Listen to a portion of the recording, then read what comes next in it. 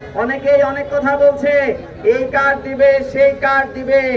আমরা বলি, যারা দুর্নীতিতে 4 বার চ্যাম্পিয়ন হয়েছে তারা যদি বলে আমরা ঘরে ঘরে 4 কোটি মানুষকে ফ্যামিলি কার্ড দিব, এই কথা হলো ভূতের মুখের আমরা।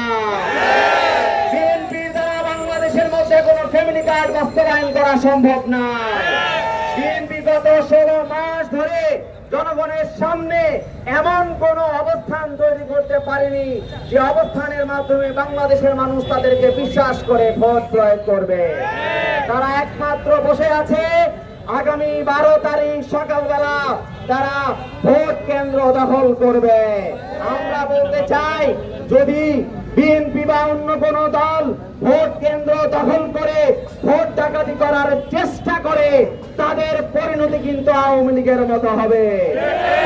টানা তৃতীয়বার অর্জন করেছে দেশের সেরা সুপার ব্র্যান্ড স্বীকৃতি বসুন্ধরা টিস্যু। তাদের পরিণতি হবে ভয়ঙ্কর।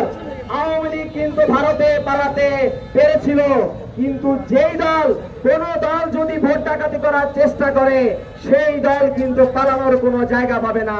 তাদের একটাই জায়গা, সেই জায়গা হলো বঙ্গোপসাগর। তাদেরকে বঙ্গোপসাগরে গিয়ে পড়তে হবে। যদি ভোট ডাকাতি করে, তাহলে বাংলাদেশের মানুষ তাদেরকে বঙ্গোপসাগরে নিক্ষেপ করবে।